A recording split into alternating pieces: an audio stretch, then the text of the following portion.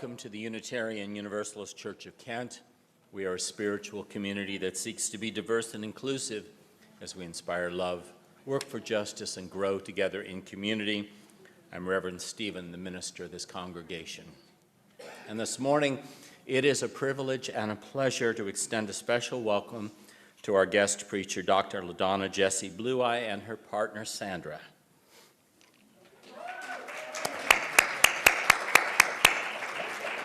Dr. Blue Eye is an enrolled member of the Choctaw Nation of Oklahoma and is the daughter of Virginia Jessie, granddaughter of Ida Mae Tubby, and great-granddaughter of Nancy Blue Eye. She holds a Doctor of Philosophy from the School of Public Health at Indiana University in Bloomington and did postgraduate research at Columbia University School of Social Work.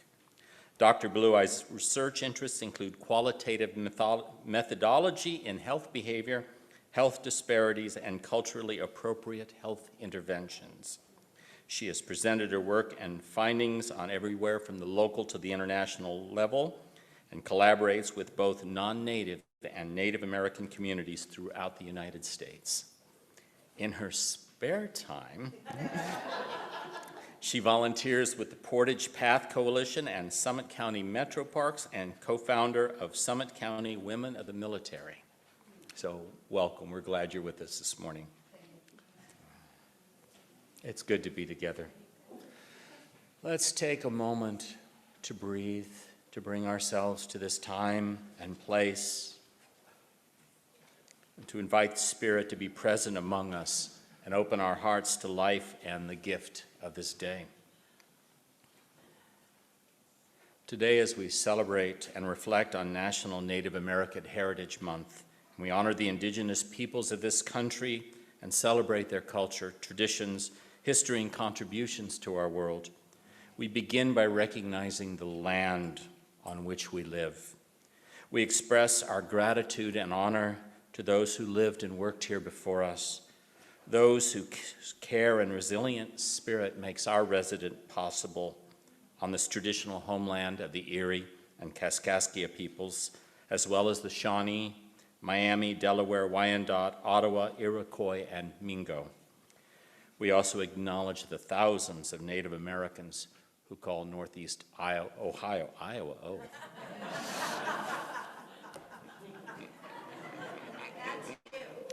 That too. Okay, Northeast Ohio, got it, home. In this spirit, come. Let us worship together.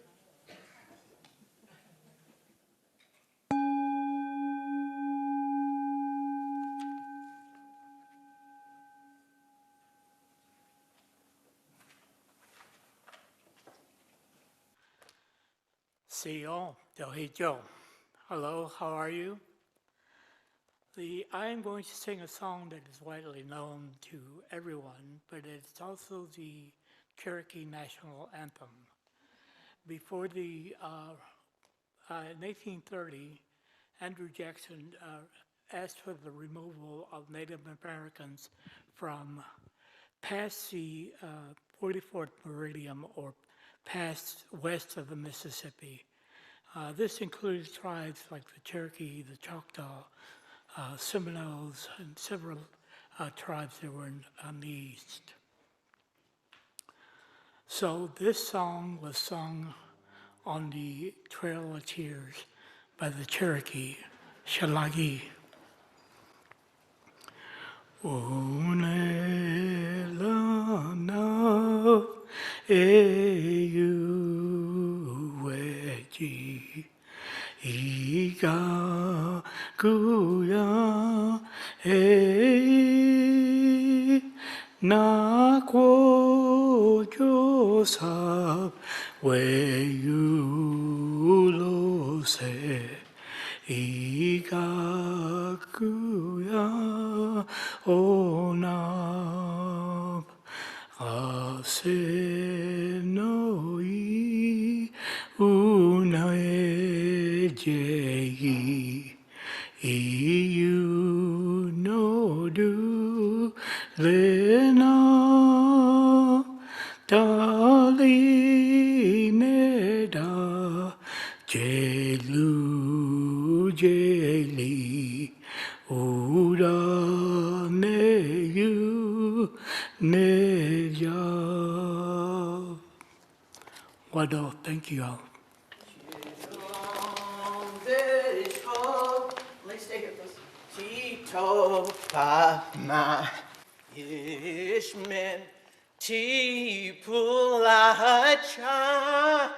Hata Gilbusha Pia Pistunki Nushike.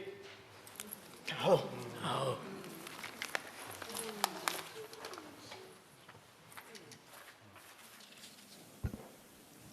As Unitarian Universalists, we light a flame within a chalice to unite us in worship. It reminds us of our ongoing search for the light of truth and meaning. The chalice is also a light that guides us on our shared journey and a reminder that we are all interconnected in the great web of existence of which we are a beloved part. Thank you, Kevin, for lighting our shared chalice. And I invite those on Zoom at home to light their home chalice. Please join in the words of our chalice lighting, which were adapted from Crowfoot, a Blackfoot warrior. What is life? It is the flash of a firefly in the night. It is the breath of a buffalo in the wintertime. It is the little shadow which runs across the grass and loses itself in the sunset. What is this flame? It is light. It is the heart of the people. It is life itself. Please rise in body or in spirit for our opening hymn, number 1008, When Our Heart is in a Holy Place.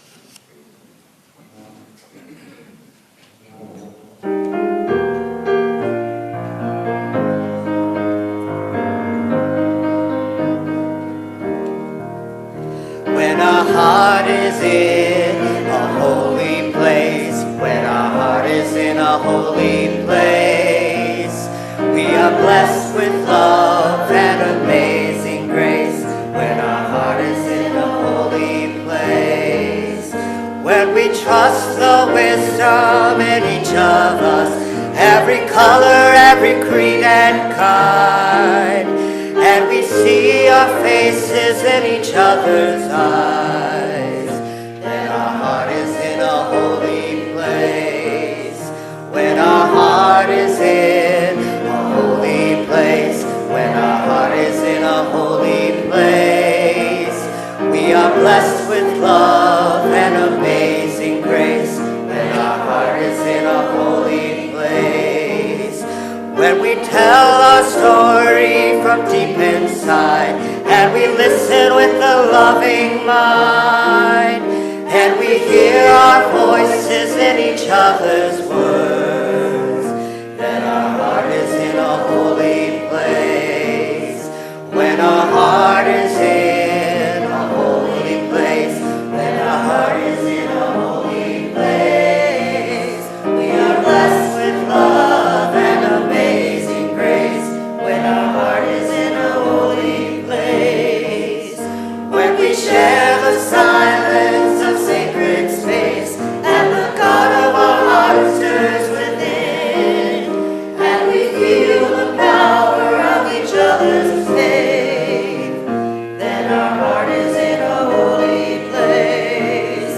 When our heart is in a holy place, when our heart is in a holy place, we are blessed with love and amazing grace. When our heart is in a holy place, when our heart is in a holy place.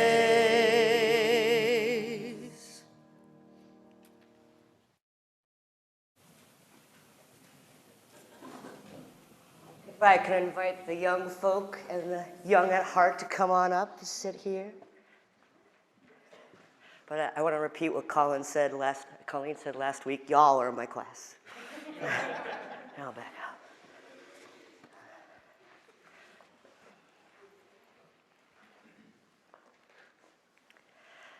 So this is a story from the Mandan people. I am not Mandan. I don't know of anyone here that is Mandan, but I want you to hear this story anyway. Everyone say Mandan. Mandan. Awesome. The Mandan people are the original people of the land that we now call North Dakota. So if you can imagine where North Dakota is, it's in the Great Plains in the northern end. And this story takes place so long ago that no one has ever made a basket before. No baskets exist yet. No one's thought to make a basket. They wouldn't even know what it was if you showed it to them. This is the story of the first basket. There was a selfless woman, meaning she was not selfish at all. She loved her people so very much, and she worked so hard for them, making sure that everyone in the village was fed, the elders and the children. And so she's hiking out back and forth across the plains all day, every day, and she doesn't have a basket to carry all the food that she's gathering, so she's gathering it in her dress.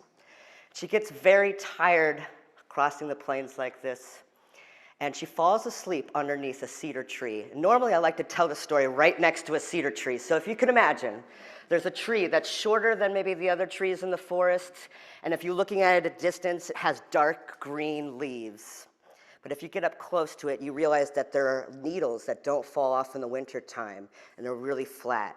And the trunk looks like you squished a bunch of reddish-brown hair together, and it's kind of windy, and some of the hair is peeling off. Can you imagine what that tree might look like? All right, so she falls asleep underneath this cedar tree, and the cedar tree comes to her in a vision, meaning she doesn't see it with her eyes. It's more like a dream. And the cedar tree comes to her and says, I see you. I see you love your people so much and that you are selfless and you are working so hard for them. I want to make your life a little easier. I want you to take my children, the roots of the cedar tree, and weave them together to make a basket so tight that it could carry water.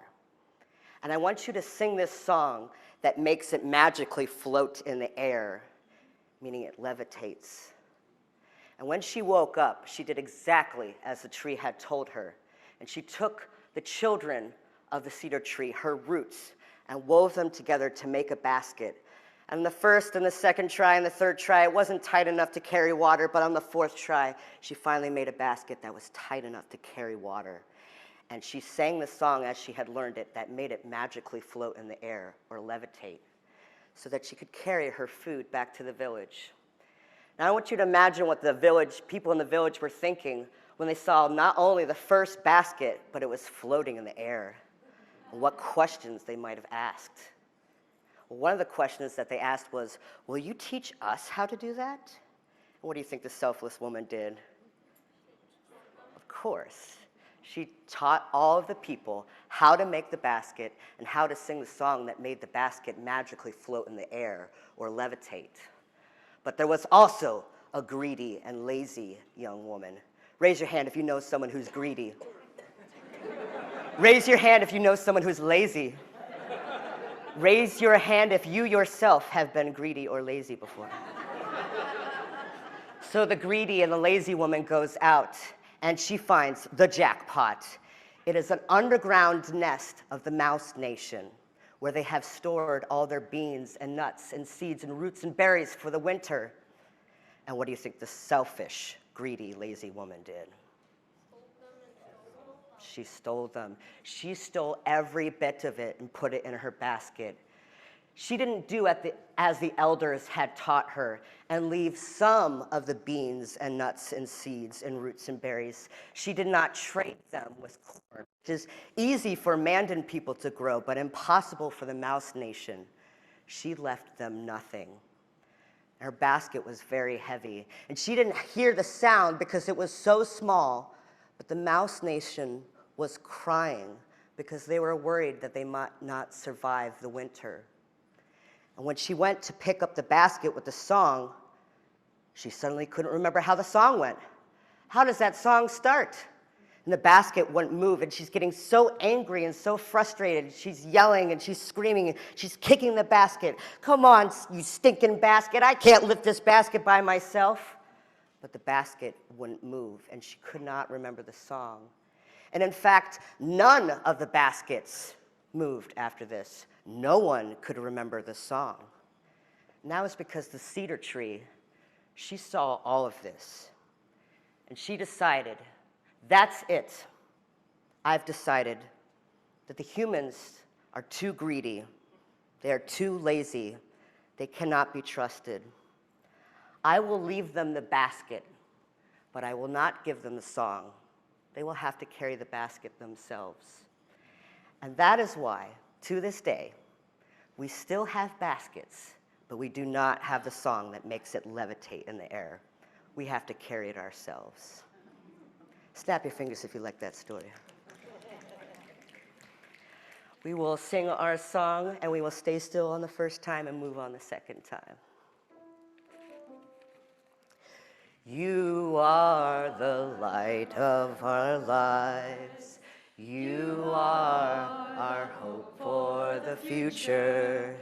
Your song fills the air with the love that you share. So thank you. You are the light of our lives. You are our hope for the future. Your song fills the air with the love that you share. So thank you. This is our spiritual home. It's where we learn how to be human and how to deepen our relationship with the sacred.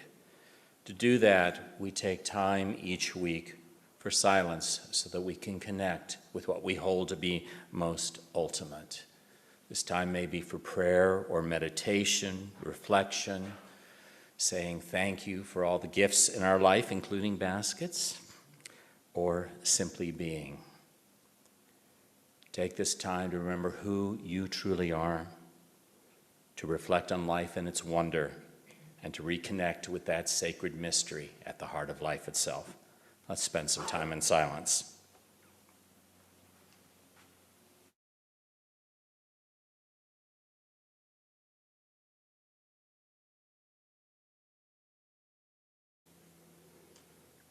There are burdens we all carry, sorrows, struggles, losses we've experienced. As a community of care, we hold those who are experiencing these things in our heart this morning. We send our continued wishes for love and healing to Cheryl Spohr, who has been in rehab after surgery. I'm pleased to share that she's coming home this afternoon. And we hope she'll continue healing. Our world is torn by violence and by war. Let's take a moment to pray for peace, for an end to the violent conflicts happening. Lois asks that we hold her childhood friend Lisa in our thoughts. She is hospitalized with a serious heart condition.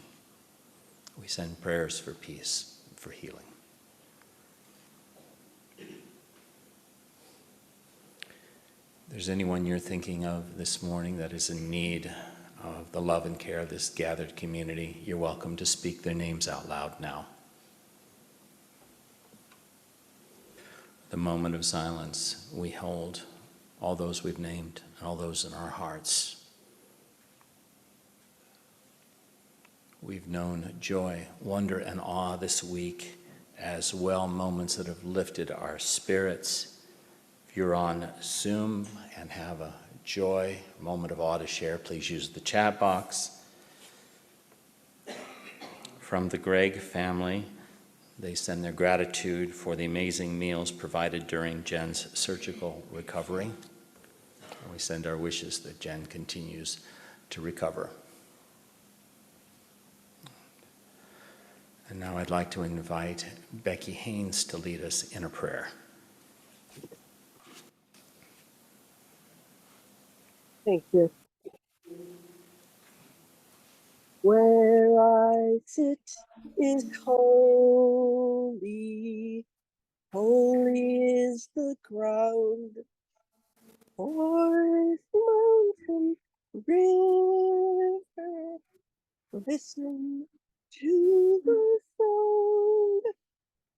Great Spirit, circles all around me. Mother Earth, Father Sky, Grandmother Moon, and Grandfather Sun, we thank you for all of your blessings, for those that we have enjoyed and for those yet to come. Help us to have relief from our sorrows and to share the joys of all our creations. We look forward for having food and the trees, and we thank you for the water and all of our relations.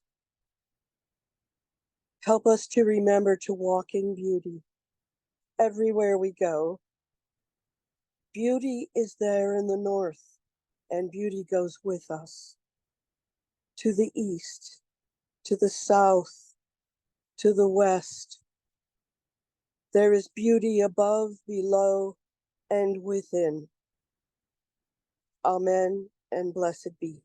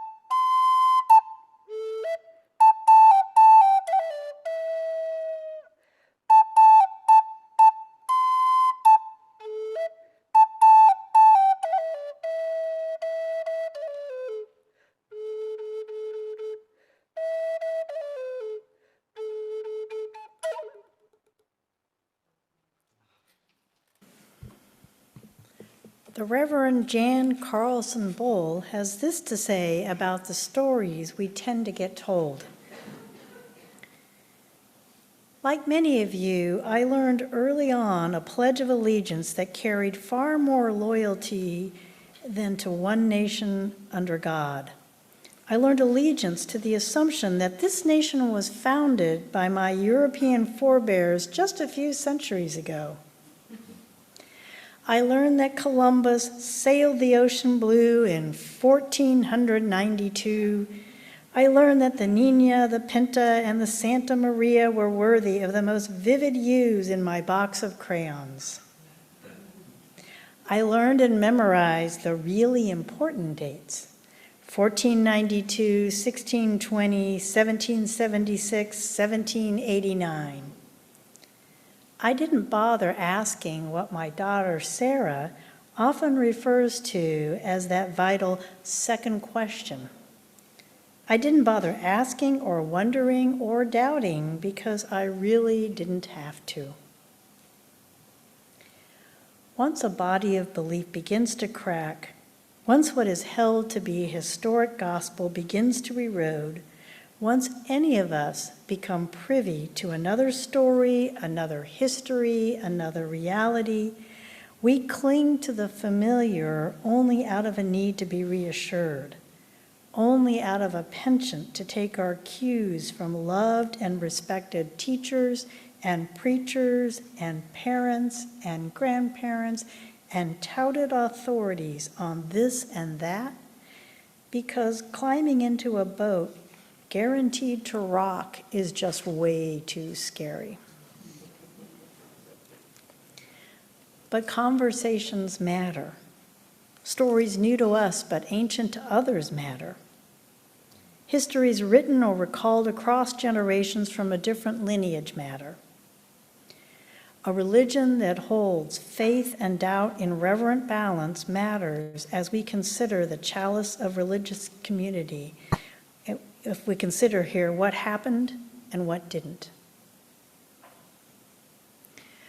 A religion that holds faith and doubt in reverent balance and the search for truth in the highest esteem matters mightily as we ponder the formation of heroes and history. We often hear ugly stereotypes about minority groups, which reflect our society's ignorance about people we may rarely see or learn about. An antidote to this is to tell their stories. There are heroes in every culture who show courage and are an inspiration. Whose hero stories are we missing? How has that affected our search for truth and meaning? How has that affected our view of the world and what it means to be human?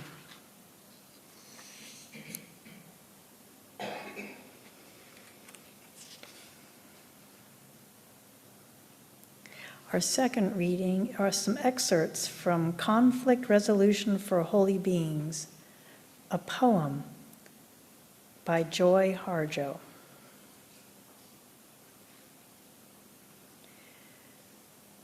Recognize whose lands these are on which we stand. Ask the deer, turtle, and the crane. Make sure the spirits of these lands are respected and treated with goodwill. The land is a being who remembers everything. You will have to answer to your children and their children and theirs. The red shimmer of remembering will compel you up the night to walk the perimeter of truth for understanding. I could hear the light beings as they entered every cell. Every cell is a house of the God of light, they said. I could hear the spirits who love us stomp dancing. They were dancing as if they were here, and then another level of here, and then another, until the whole earth and sky was dancing. We are here dancing, they said. There was no there. There was no I or you. There was us. There was we. There we were, as if we were the music. This is about getting to know each other.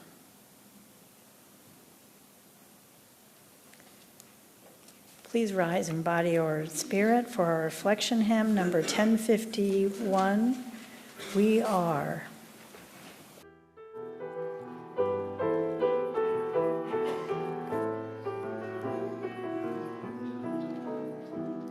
For each child that's born, a morning star rises and sings to the universe who we are. For each child that's born, a morning star rises and sings to the universe who we are. We are our grandmother's prayers, and we are our grandfather's dreamings. We are the breath of our ancestors. We are the Spirit of God. We are mothers of courage and mothers of time. We are daughters of dust and the sons of great visions. We're sisters of mercy and brothers of love. We are lovers of life and the builders of nations. We're seekers of truth and keepers of faith. We are makers of peace and the wisdom of ages. We are our grandmother's prayers, and we are our grandfather's dreamings. We are the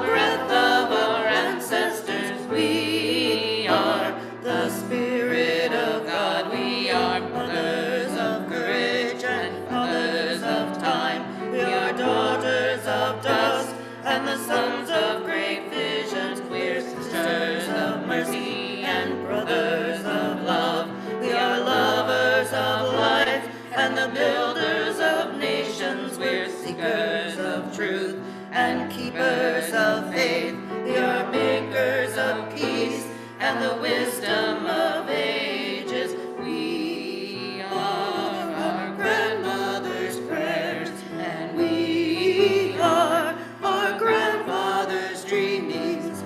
We are the breath of our ancestors. We are the Spirit of God. For each child that's born, a morning star rises and sings to the universe who we are. For each child that's born, a morning star rises and sings to the universe who we are. Good morning, everyone. Kind of loud. I spent 9 years in the Army between active duty and the reserves and our OTC. Getting a commission, I was in 82nd Airborne Division. We were the first group of women who were actually trained to jump. A lot of women jumped before me and were trained. Just the 5 jumps to get their wings. We were actually stationed at 82nd Airborne Division during the Cold War in the time of Oliver North. So if you know your history, we're busy. I have 5 knee surgeries and a new knee replacement 1 year ago now to prove that. So there's a couple of things that Reverend Stephen doesn't know, and that is I'm a middle child, whom he's just handed the microphone to. And I do believe, of course, time is a human construct. So I just want to say this is a Native American Heritage Month rookie mistake. 20 minutes, he said.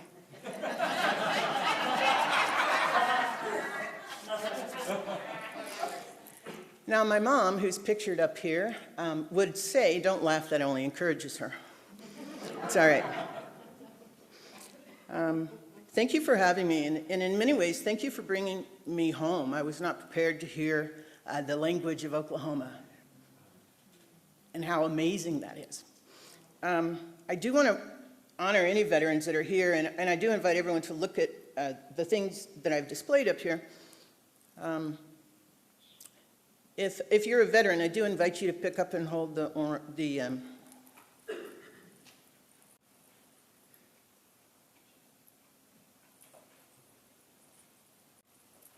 I do invite you, if you're a veteran, to please pick this one up and hold that. That was made for me by a Vietnam veteran, Indian man. More Native Americans than any other race serve in the military. Right? My mother's father was one of the very first code talkers in World War I. World War II got the movie in the Navajos. They're a bigger nation. I say that in jest. If you have a family member who was in the military, I ask you to please hold this one. This was made for the family member of someone who was lost in war. And so we thank everyone, veterans and families, for that support. More Native Americans per capita than any other race are killed by police. Did you know that? And those numbers are low because on reservations with the federal numbers, they aren't always kept. And again, we are allowing the people who do the killing to keep the records, right? I think, let me check real quick here.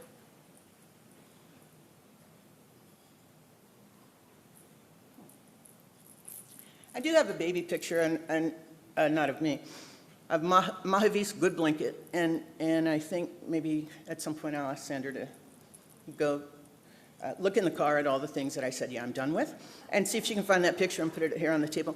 Mahavis, I knew him before he was born. His parents are Wilbur and Melissa Good Blanket, and when she was pregnant, I sat in TP meetings with her, and she came to my home in the country, and we walked, and we said prayers, and we sang for Mahavis. When he was 18, he was killed by police when they came to his home.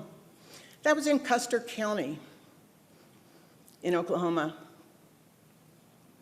One of the sheriffs who shot him blew off his own finger and got a medal. He then went on to another agency and killed someone else.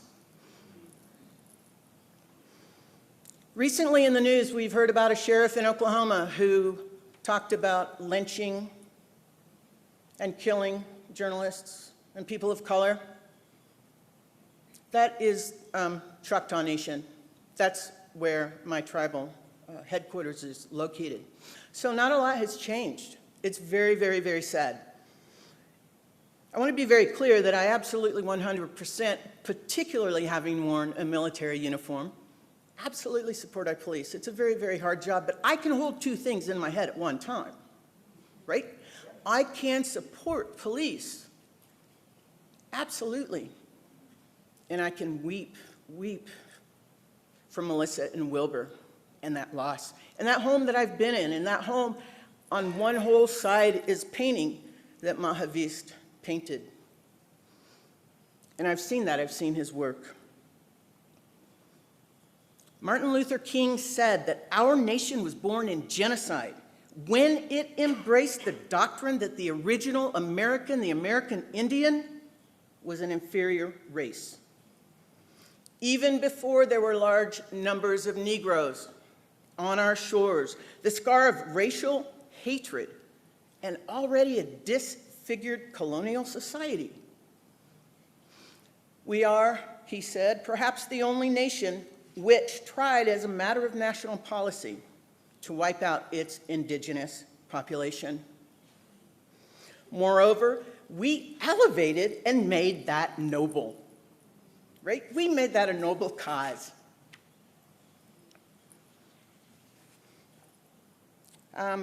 We forget often that Native Americans were the very first slaves. It was just one more act at that time that contributed to the American Indian Wars.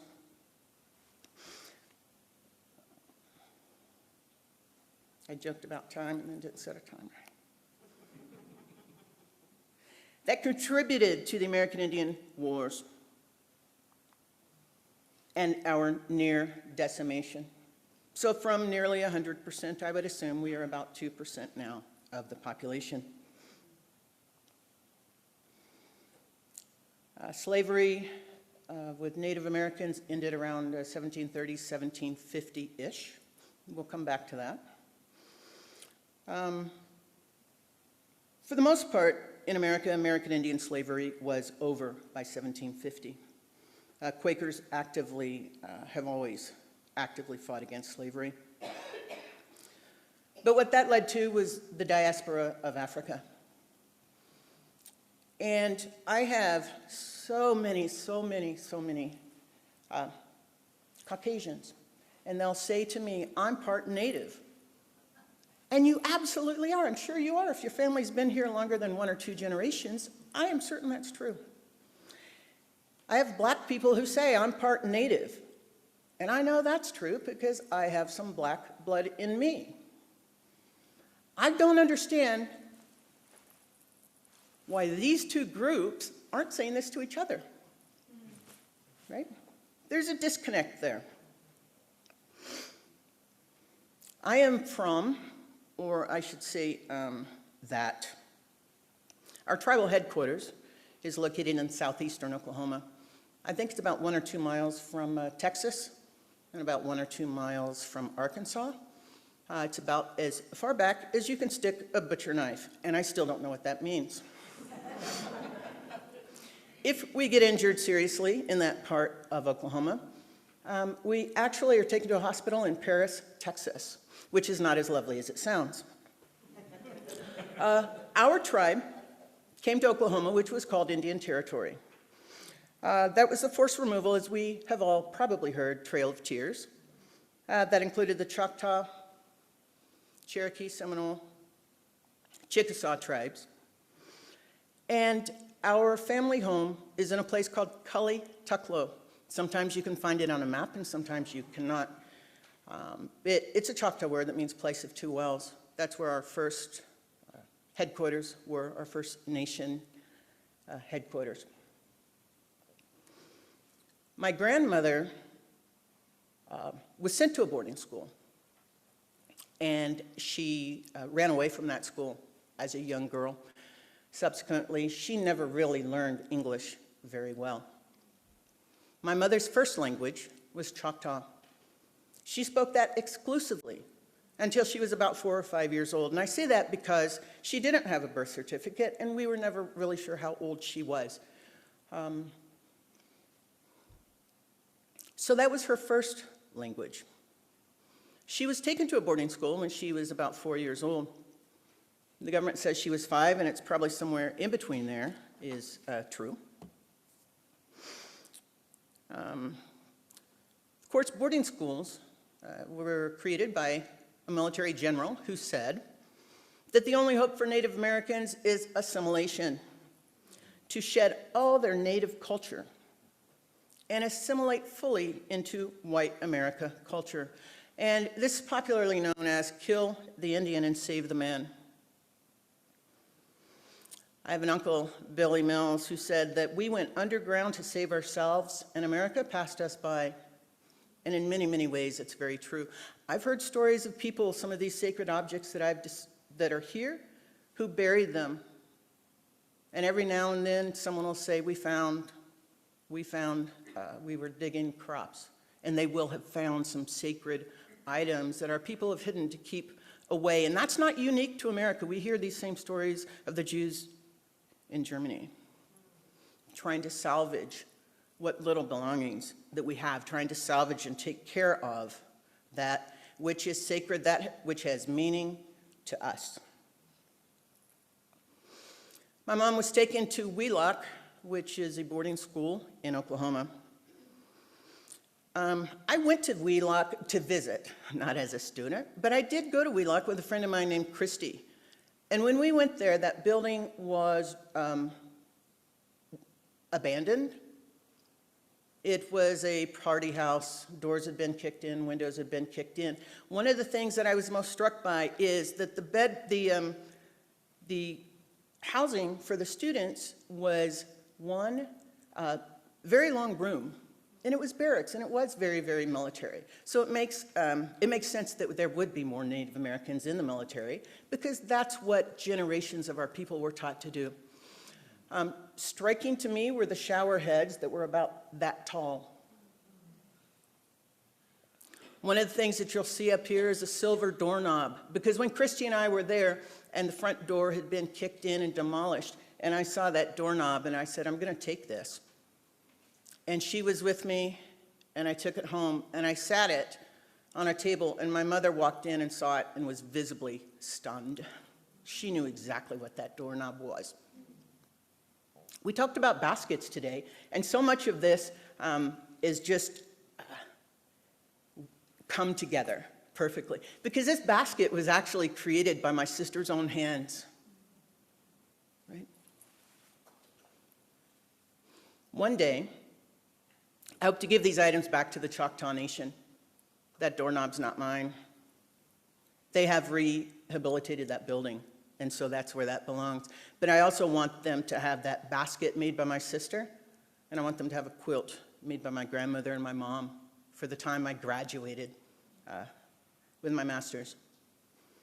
There's a movie right now about the Osage Nation. I've not watched it. This was gifted to me by a woman named Joyce from the Osage Nation when I got my master's in public health. I know that her and her family and her mother, they still attend to ceremonies there. I know that they are related to those who the movie is about. And that's nothing that I can watch. I asked my mom, how did you survive? You were a young child. And I think of these children who were sitting here, and what if they were thrown into a school and didn't know the language and were girls were taught trades, homemaking skills, sewing, cleaning, those sort of things. Boys worked in the fields and were taught trades. When my mother was 12 years old, she was sent to St. Louis, Missouri to work the summer as household help, domestic help, for a man who owned a car dealership. And she said she had to iron his shirts, his white shirts, and they had to hang in the closet, and they couldn't touch one another. And if any of those sleeves touched another, she would be in trouble. And I asked her, how did you get through that time? And she said, every Sunday we went to church, and my sister and I would sit together beside each other and hold hands.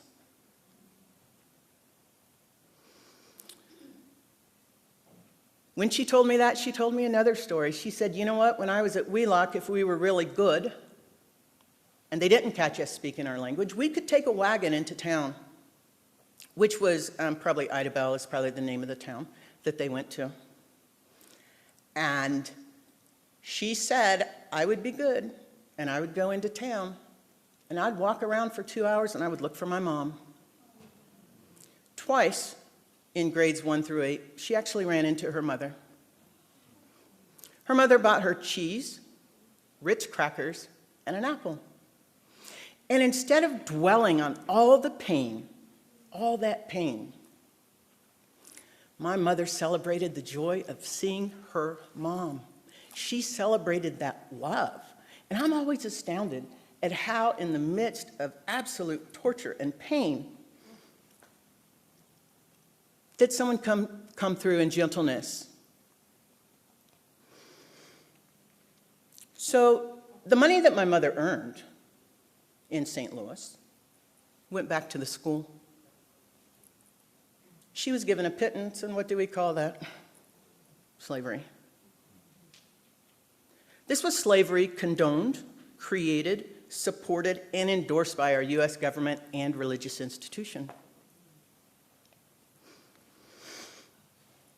Towards the end of her life, I lived in Indiana, teaching at Indiana University in Bloomington. Called my mom one night. She lived in Oklahoma, and she was sobbing. And the first words out of my mouth were, "Did someone hit you?" And she said, "No." And I could hear screaming in the background.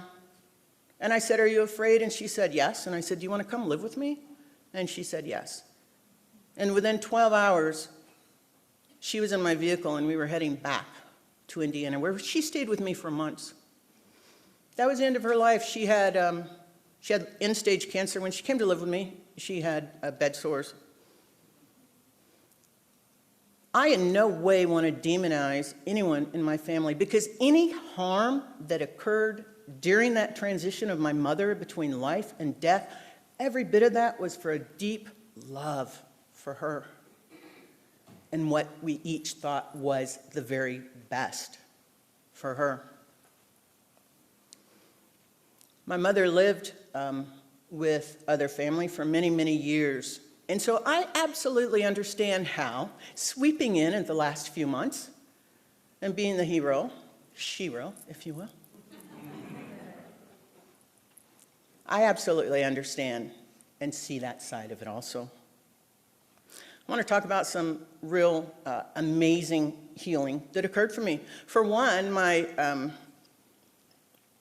every Sunday, I would get up, I would bathe my mom, I'd get her dressed, and then I would go hiking.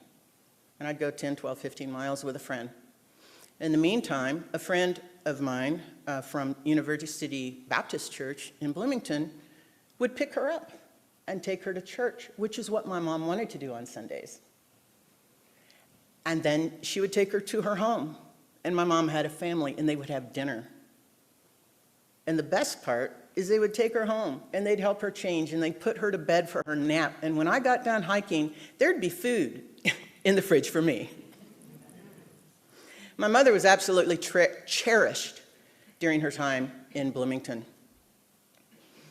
There's a very small Native community, and they absolutely cherished her as all our elders should be cherished. I would sometimes come home from work, and my mom would be asleep in her chair, and my brother Nathan, whom I call my brother, he would be sitting there at the kitchen table studying. He just wanted to be right there with her.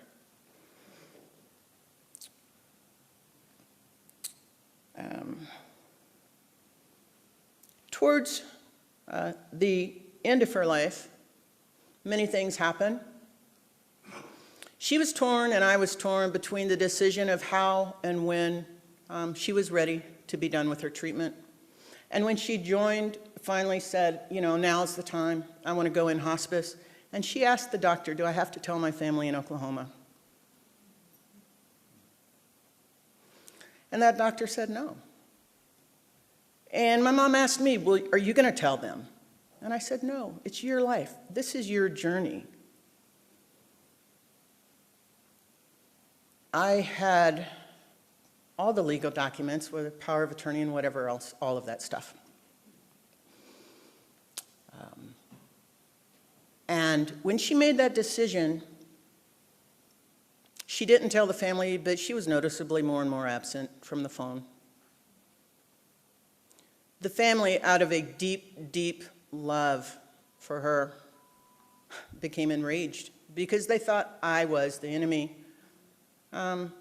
And they came en masse to pick her up from Bloomington. I spoke to several people about this. I spoke to the doctors. I spoke to Pastor Annette from the church that my mom attended. And there was never, ever, ever anything on my part that I was going to keep her and hold her from doing what she wanted to do. And so what happened on that journey for my family from Oklahoma to Indiana was all the anger and rage of generations, because you know what? We had never been taught to be family.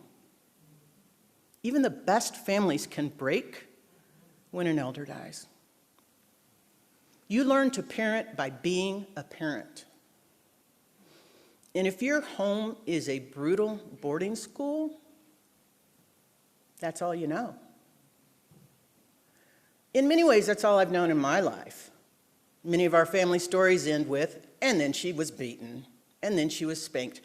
And that's true. I was the target of much of that. But I'll tell you what hurt worse than any of that was hearing my sister being beaten behind a door and not being able to get to her.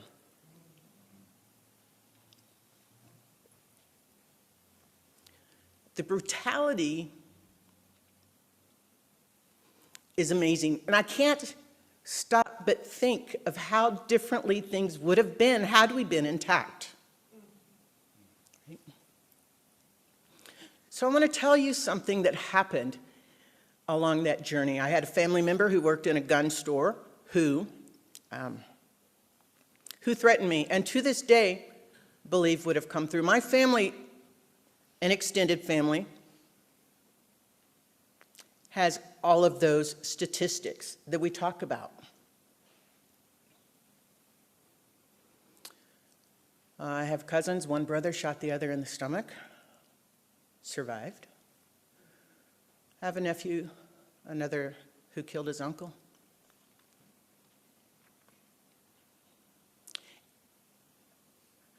And as they came to Oklahoma, I knew what the rest of my mom's life would be like. They would do their absolute best to take care of her, and they were the very best they could be for as long as they could be. I heard the police were called to the home on the day or that night that she died. I don't know what happened that day. I just know that there was a lot of pain, and I absolutely hold no animosity, anger, anything towards my birth family. It's just what it is, right? I've come to peace with that, and I want to tell you how that came about.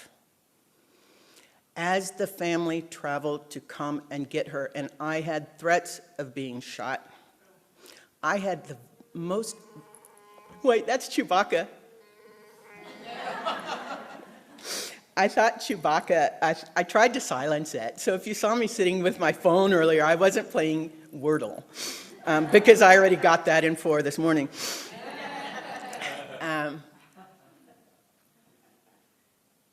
There were phone messages of the most vile, homophobic words, and that was not something in our community or of my mother.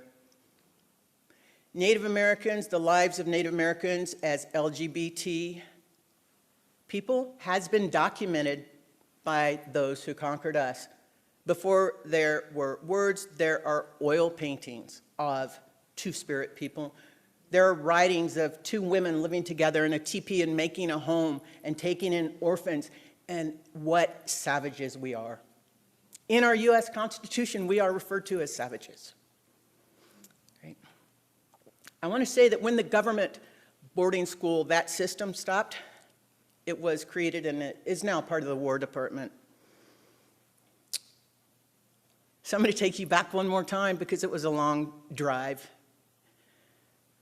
They reached Oklahoma, and I did not know it, but there were doctors who asked my mother doing cognitive tests, because my family wanted to file some sort of something and force her back to Oklahoma. So I went to visit her the next day, and I found out that that's what happened, and I said, I'm really sorry that happened. What do you want to do? And she said, I'm ready to go back to Oklahoma. And a couple of things happened. One is that I laid on the bed, and she put her arm around me, and I sobbed like a child. And she held me, and she patted me with her skinny little bony arms, and she said, it's going to be okay. What a gift to be held, right? The other thing that happened is, of course, she got to go home. Since the moment she was a 4-year-old child, all she wanted in this world was for her family to come get her. I supported that, and I watched that happen. And that came true in her life. She lived 7 days, which, as I read, that 7 days elders used to go into the woods because they were done with their life, and she lived 7 days. I found out, not by my family, but by someone who had heard, because I had been shunned. Because in all that pain, it is so much easier to focus on someone bad. And I understand that intellectually. And in the last even few months, I have had so much healing. I've been asked to speak and tell my story, which I'm ready to do. And before that, I was not ready, because that story was one of anger and hurt and pain. And to be on the other side of that is an absolute gift. I will be forever grateful that I gave that gift to my mother unknowingly. My mother and I were born on the same day, December 9th. She carried me at the beginning of my life, and I carried her at the end of hers. We celebrated our last birthday, her last birthday and my first together. We had a surprise party for her, and I said, Mom, have you ever had one? And she said, no. And such joy. I like to believe that through all of that history and all of that pain, that having her family come get her and take her home healed our people in some way, forward and backwards, and in that circle. So I'm going to gift this to you here. So if you'll wear this, and hopefully this institution and this organization will be here in 100 years, and you can tell the story of hope and faith and healing, because that's who we are now. Thank you.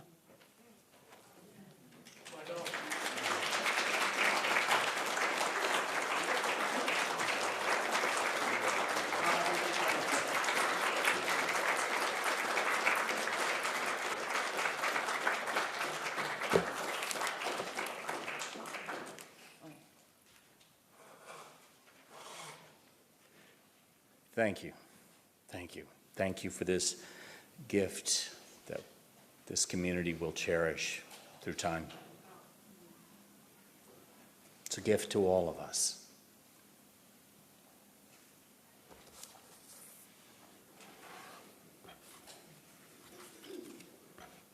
Let's take just a moment together.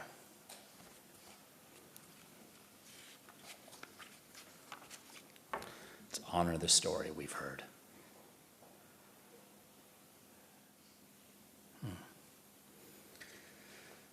I think about Kevin's story of the first basket, and I imagine a spiritual basket that holds all of us with the stories we bring, the hardships as well as the joys.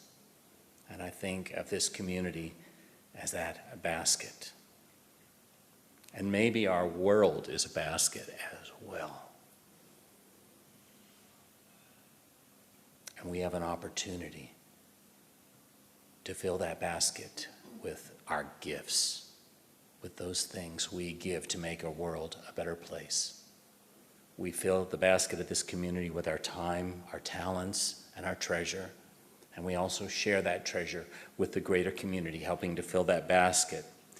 So in that spirit, this month, we are helping to fill the basket of Kent Social Services, which is our local nonprofit organization that feeds the body and spirit of vulnerable people by providing hot meals, groceries, and care for them.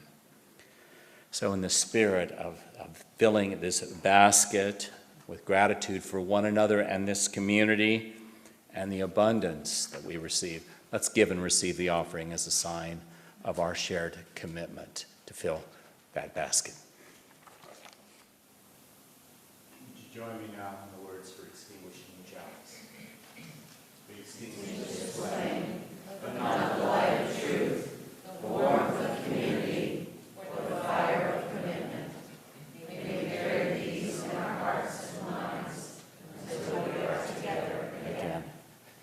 And now, Kevin, will you lead us in the closing song, which is an original? I'm going to jump in and then I'll teach you the chorus, all right? Man in a suit said I'm a terrorist, but we're protectors of a land. Standing up for clean waters, and we'll keep on standing up, keep on standing up. Hey ho, keep on standing up, hey ho. So this is an original song. It's about the fight for clean waters, Dakota Access Pipeline. It's the fight against police brutality. It's the fight against militarism and May 4th. And I want you all to sing the chorus with me. So see if you could do this. Keep on standing up, hey ho. Keep on standing up, hey ho. And when you put it together with the clapping, it goes like this. Keep on standing up, hey ho. Keep on standing up, hey ho. Come on, stand up. Hey ho. Keep on standing up, hey ho. The chorus changes slightly, but you'll get it. Man in a suit said I'm a terrorist, but we're protectors of a land. Standing up for clean waters, and we'll keep on standing up, hey ho. Keep on standing up, hey ho. Man in blue said I'm a criminal, but we are fighting for rights. Rising up like our ancestors, and we'll keep on rising up, hey ho. Keep on rising up, hey ho. Man in green said I'm his enemy, but that's not how it looks to me. For we are ringing bells of freedom, and we'll keep on ringing on, hey ho. Keep on ringing on, hey ho. Man in the dark said he don't care for me, 'cause we're marching down the street. But we are holding out our heads for him, and we hope he'll march along. Hope he'll march along. Hey ho, hope he'll march along. Hey ho, ooh. Ooh, ooh, ooh, ooh, ooh,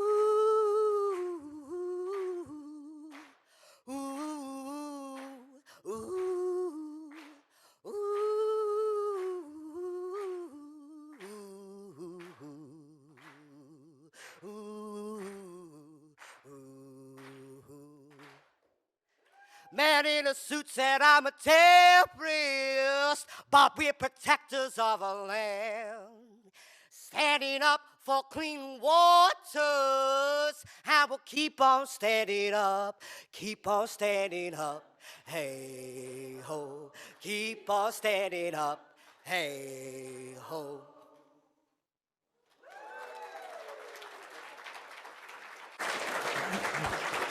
Thank you, Kevin. So I have two brief announcements. On Sunday, December 3rd, we will return to worship services in the sanctuary. Yes. On that day, we will bless and rededicate our sanctuary, so please join us. And the online silent auction, a fundraiser for our church operating budget, begins today after this service. You'll find an announcement in your order of service. Thank you to the many donors and volunteers who made this event possible. And if you have any questions, I know the auction team in the back, waving their hands, will be eager to talk with you. Kathy. This is a blessing from the Apache tradition. May the sun bring you new energy by day. May the moon softly restore you by night. May the rain wash away your worries. May the breeze blow new strength into your being. May you walk gently through the world and know its beauty all the days of your life. And now blessed by our time together, with respect and gratitude for those who first occupied and cared for this land, and knowing we are a part of the dance of life with the spirits and all of creation, let us go forth in hope and faith as we continue inspiring love, working for justice, and growing together in community. May it be so. Blessed be. Amen. And I see the light of the spirits dancing in you.